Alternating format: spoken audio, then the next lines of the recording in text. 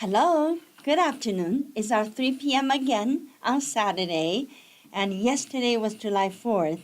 And if you have a dog at home, the fireworks are making my dog jump. So it was quite funny to see how joyful the dog is every time you hear the sparks outside. Today is July 5th, the new bill signed into law. So that is why we're here today. And I want to summarize this whole thing for you really quickly, give you what had made permanent for existing tax treatment that you're already doing and enjoying. So what is going to be permanent and what is being restored, like it was gone but now come back, then what is brand new. So give you these three categories and really quickly and give you that big picture, right?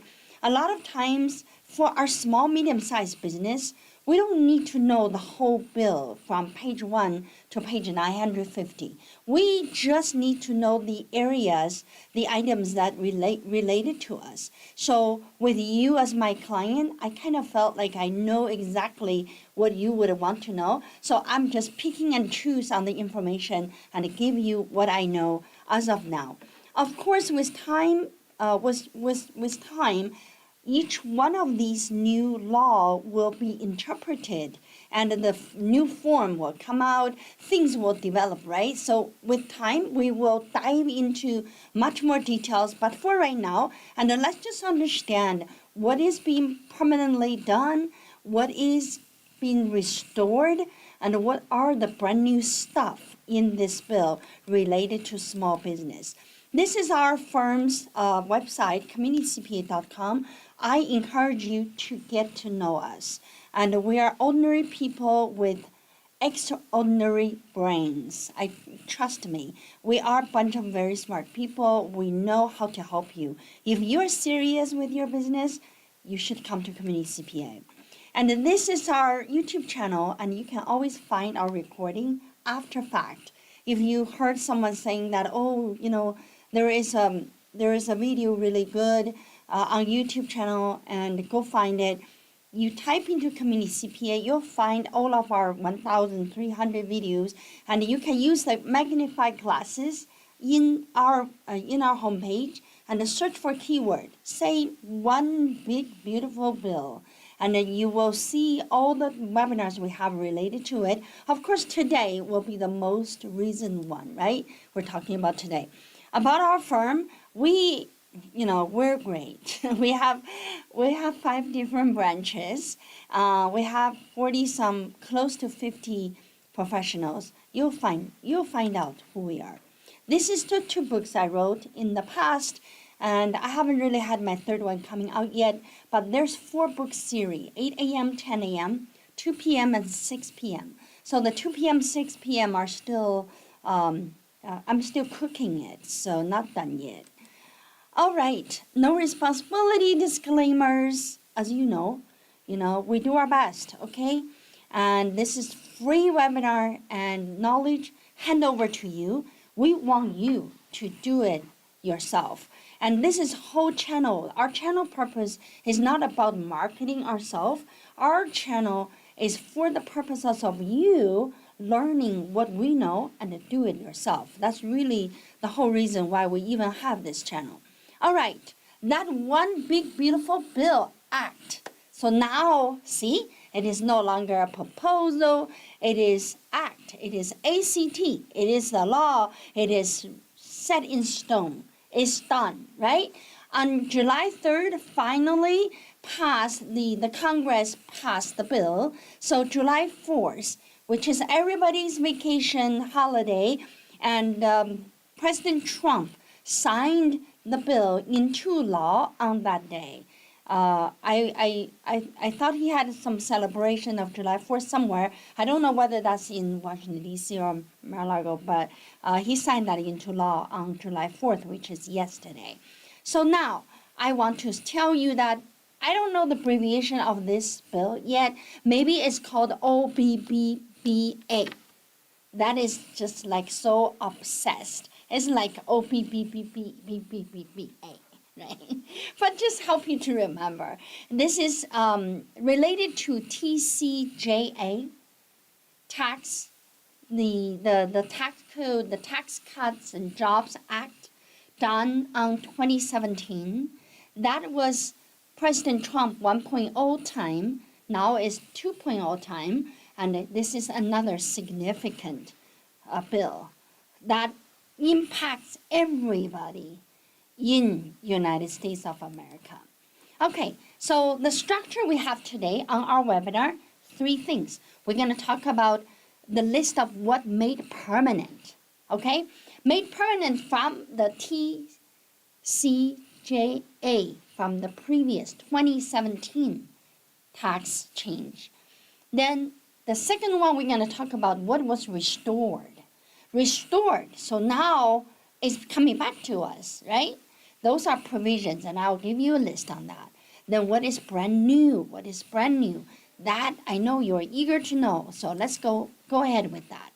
What was made permanent? Number 1 is the 20% of qualified business income deduction. Section 199A, you know it. Every tax preparer knows it because that is a deduction that you can save taxes almost like another standard deduction, just reduce your income, right? It's a 20% of the income that can be deducted. So that is permanent. Means what? You don't have to worry about it. It expires in 2025. It stays with you. Bonus depreciation, permanent. So now it is going to come in 100% deduction for you for as long as the law didn't change. Remember, it went away, right, by 2025. It was 100%, 80, 60, 40, and going down. So now it's coming back. But folks, remember, the coming back to you is not like, oh, I can go back to 2022. No, the coming back to you just means 2025. And even to remember, because President Trump take the presidential seat on January the 20th, 2025. So the investment, the purchase, the capital investment, and also your all of these bonus depreciation available dollars, if you spent before January 20th, you don't get this. Okay, only if you did it after he become the president. So this rule has a little things on that day. So, for tax preparers, folks, when you run your depreciation schedule, what day that asset or the equipment was purchased becoming so important for 2025, okay? Tangible personal property, like, things like machineries and equipment, and a qualified real estate property, more like the improvement to non-residential building, such as the air conditioning system and your improvement of your retail space and things like that.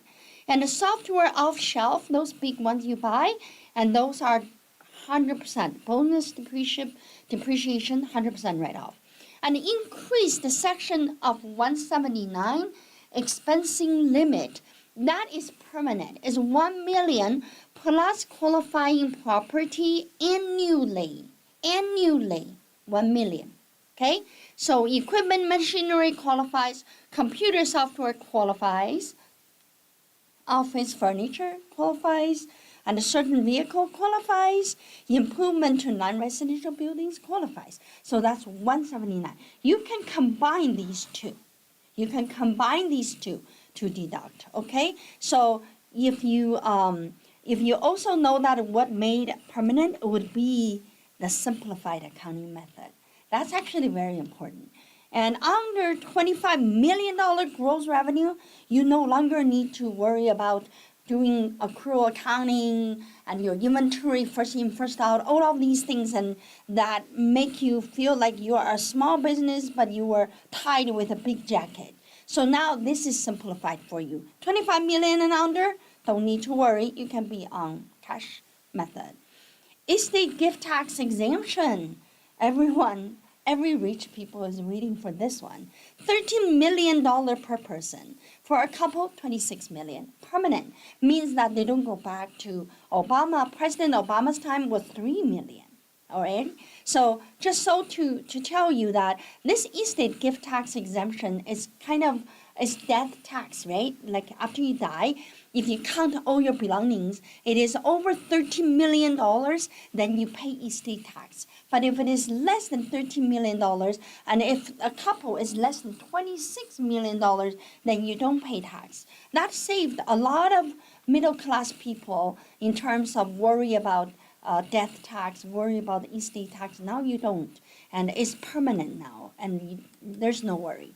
And what else is made permanent? 37%. What is that? That is the highest individual personal tax rate.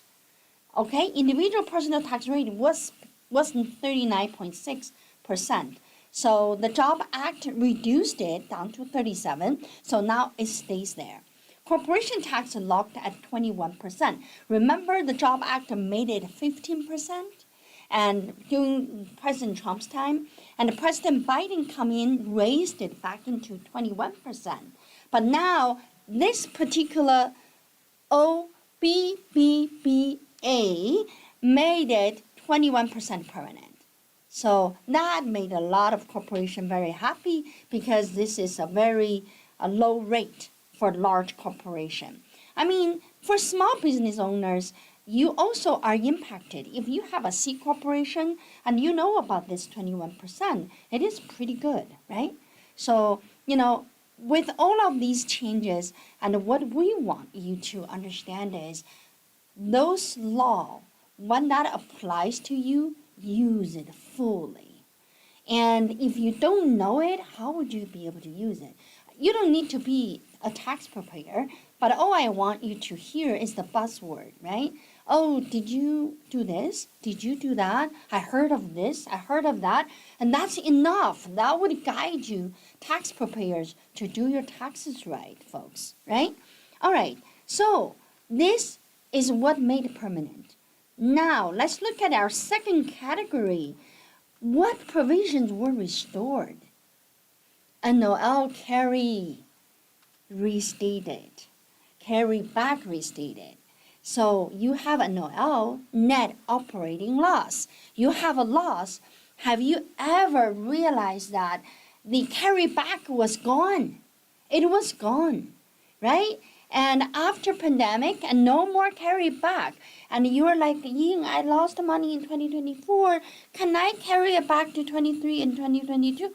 The answer is no, because carryback was not there. So that got restated and restored. Previously, under TCJA, NOL carryback were eliminated starting in 2018. Business can now carry back NOL up to 2 years, allowing our business people to apply current losses to the past profitable years and claim tax refund. 100% NOL deduction restated. So, remember previously was 80% you can deduct. There's still 20% you cannot. Now that is restored, 100%. If you lost $100, you deduct $100. So this bill restored the ability to deduct 100% of NOL against taxable income. Very good. So easy for tax people, Otherwise, occasionally, I would forget to mention about the 80%, then, calculating the deduction off by 20%. But now, made it so easy. So I can rest like 1/3 of my brain from today on. Don't have to think so hard anymore. This is right there, easy, right? What else was restored? The business meal deduction was partially restored. Do you know that? So in this bill, but with some limitations. So 50% of deduction for business meals. The bill, this OBBBA restored the standard 50% deduction for most business related meals. 50%, right? This applies to meal with client, customer, or employees where business is discussed. 50% stored. 100% deduction for certain meals, the bill extends the 100% deduction for meal provided by the restaurant through 2025. All right? So means that if I eat in the restaurant, 2025, 100% deduction.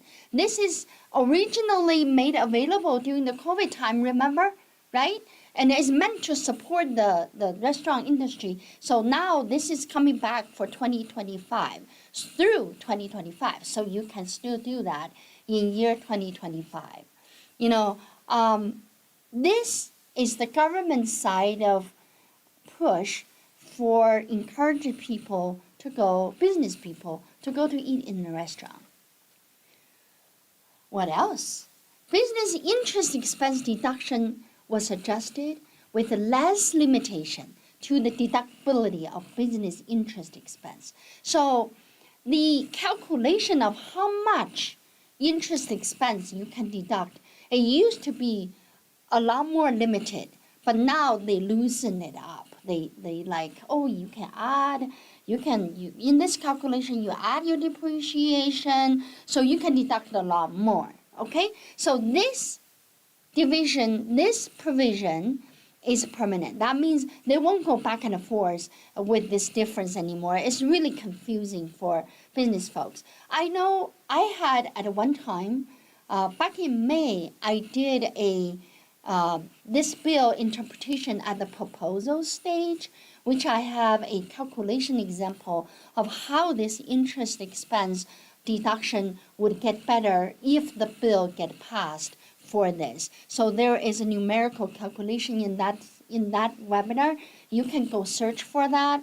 I think the title is "The One Big Beautiful Bill Passed the House." So that's at that time I did the explanation on the calculation side. There's more get restored, which is the full R&D expensing. That is amazing, and I've been waiting for this one. So before this OBBBA, starting in 2022, business are required to amortize R&D expense over 5 years. So if you are a foreign research, it's over 15 years. So this meant that the business can no longer deduct the full cost, right, in the year that happened. So which increases the tax burden and also discourages innovation. So that is the past. Now this bill restores the ability to fully deduct your R&D like your normal expense when they occurred. This applies to both domestic and foreign research, and through, even though the foreign R&D may still have some limitation, but it applies to both. You can deduct that as expense.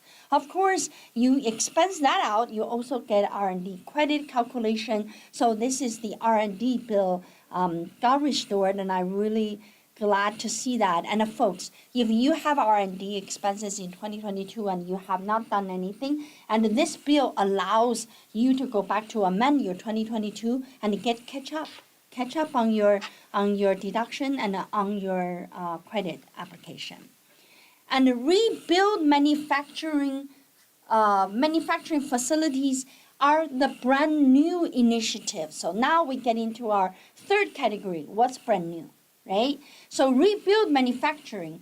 So the bill really carries a spirit where they want to bring manufacturing back from China to U.S. So by doing that, and there is a push on, incentive to build. So the act allows the business to fully and immediately deduct the cost of building new manufacturing facilities. In fact, I do have clients, and they are building their manufacturing facilities.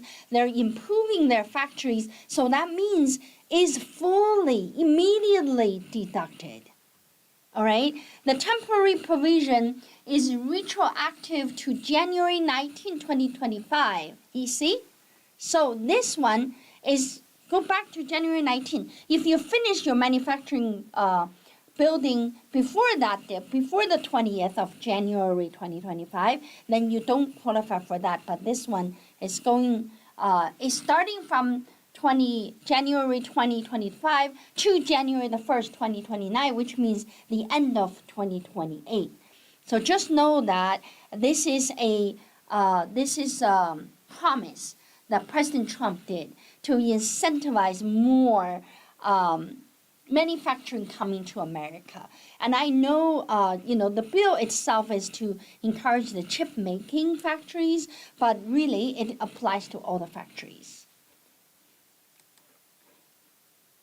The international tax framework has also changed substantially, is brand new. So in the spirit of that, I just want to mention to you that, you know how when businesses are having overseas operations, there's always what we call the profit shifting, right? If this country charges less taxes, then the U.S. company can shift profit over to the overseas and pay less taxes. So that happens with all the big companies you have in the country. So what in this bill proposed what they call the global minimum tax agreement. This is not a U.S. thing. This is like back in 2021, there's 140 some countries got together, had this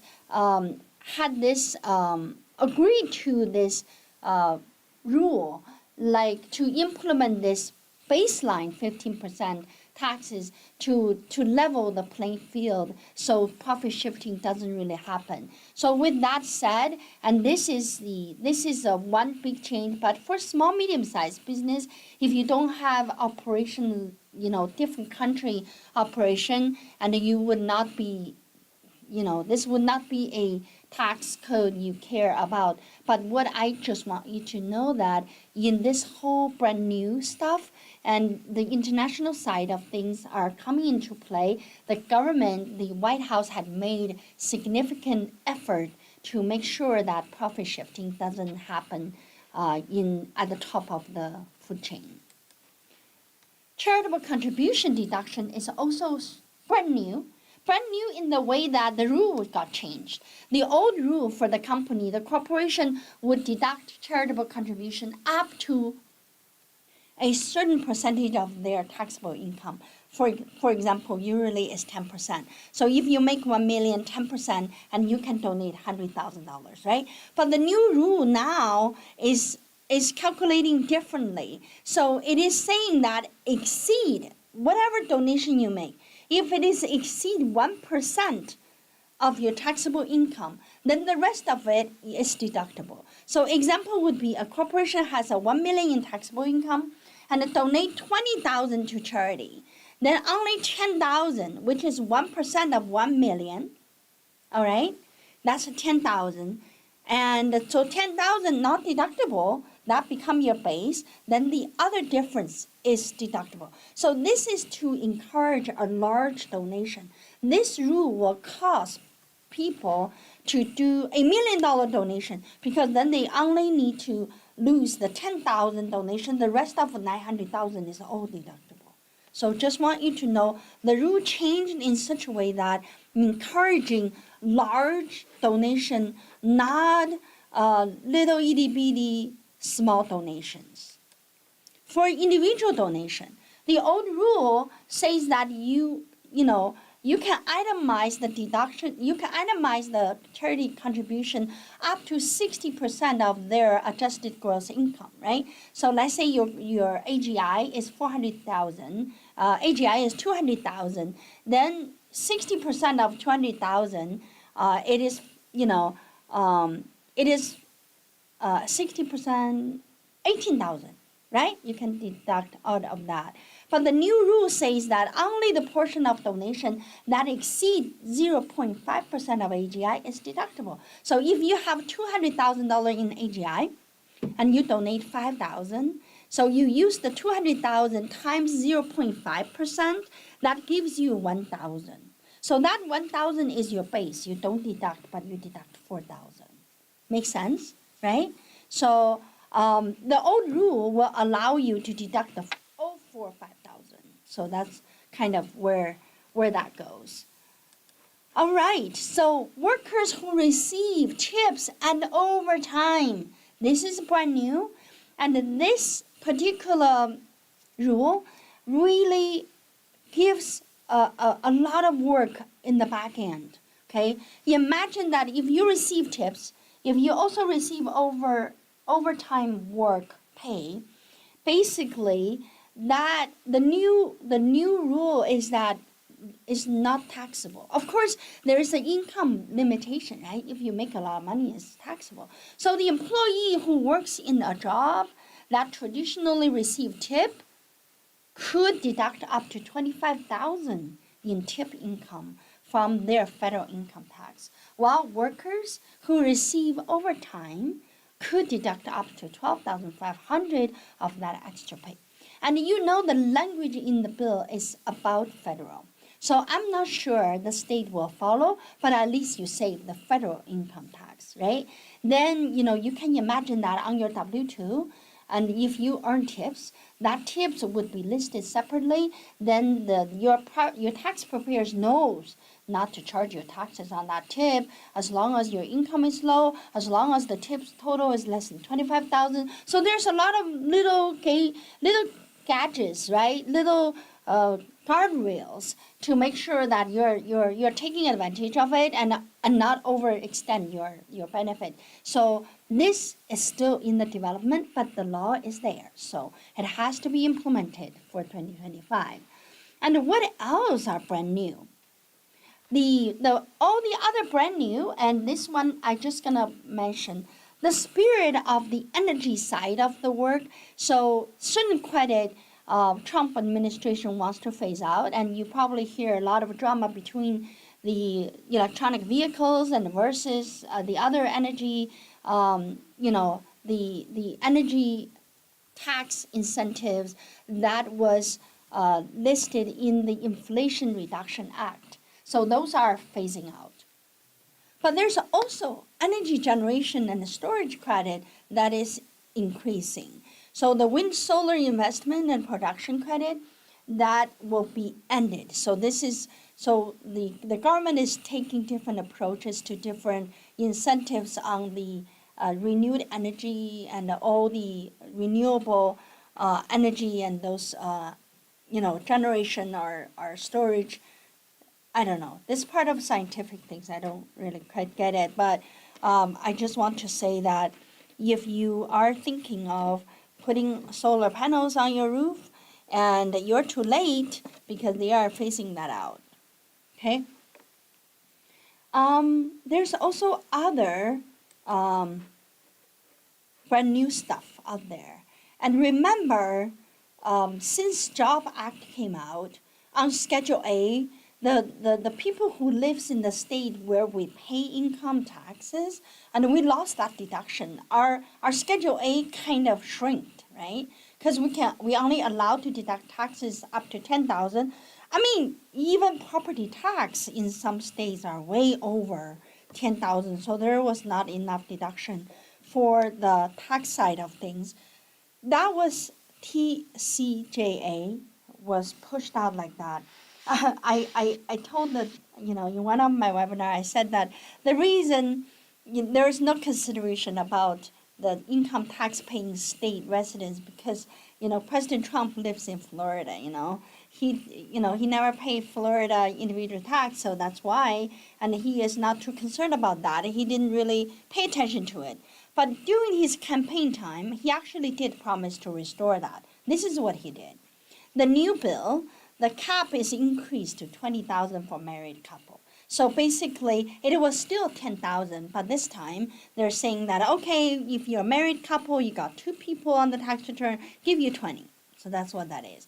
The original proposal was actually a lot bigger than this. So it did get, I don't know whether it was the Senate or with the House, and somebody made changes. So now this is the rule. Doubled it, right, from 10,000 to 20,000. So everyone who lives in the income-paying state, like, in terms of branches, like California, Iowa, and Minnesota, and we would have that 20,000 pop out because all of our residents here would have paid a lot more than 20,000. So this would affect years from 2024 through 2027. So what does that mean? That means if you haven't really filed your 2024 tax return yet, you would get that. But what if you filed it? You lost it. I mean, you could go back to amend. It won't do much for you. It's not worth of amendment. So, there you go. One more benefit of delaying your taxes when there is a new president coming to the White House. All right. What else is brand new? The first-time home buyer refundable credit. Refundable credit. What does that mean? That means you get it anyway. Even if you didn't pay taxes, you still get it. So the refundable tax credit up to $10,000 for eligible first-time home buyer. You got $10,000 cash in your pocket if you're a first-time home buyer. Okay, that is brand new. That is kind of nice. That's gonna help with the market, right? I know. I was reading an article for Houston, Texas. So their residential home selling dropped by 37% right now, which means that 1/3 of the state, people are not buying and people are not selling. So there's no activities. That's a pretty significant drop. I hope this one will help the market to revitalize again. All right. And expendable education credit for workforce training, that's another brand new one. What happened is that, how you go to university and you have this lifetime American Learning Credit stuff. But what if you just take a QuickBook certification, and you just did a community college certificate to be a accountant. It's non-degree stuff. Up to $2,000 per year. Credit amount per year. All right? So, of course, I don't know whether the details of this particular tax code come out gonna say perpetually, or this is just per year for one time or for a period of time. So that we will watch. We'll keep you posted. Then the last one, but not the least, is Universal Savers Credit. That is the retirement credit that the government want to give to you, so hopefully you want to put into your retirement. The credit amount is up to $1,000 per person, directly deposited into taxpayers' retirement account. So it feels like there's not much detail yet in terms of production of this credit, but read as if you put in $1,000 into retirement, you can reduce that $1,000 out of your income. So very much like the 401k, SAP plans, and traditional IRA, but this would be in addition to whatever is out there. So to help people to save, right? All right. So today we covered 3 big areas, right? And what is becoming permanent, and what was restored, people love it and it came back, and what is brand new. So we had these 3 categories, and following the next few months, and you can expect us to interpret on details of what need to be done. So hopefully you get on the wagon and really learn, because the more you know, and the more you can take advantage of this new tax rules, tax act that, it comes and it goes. So when it comes, just ride on it, okay?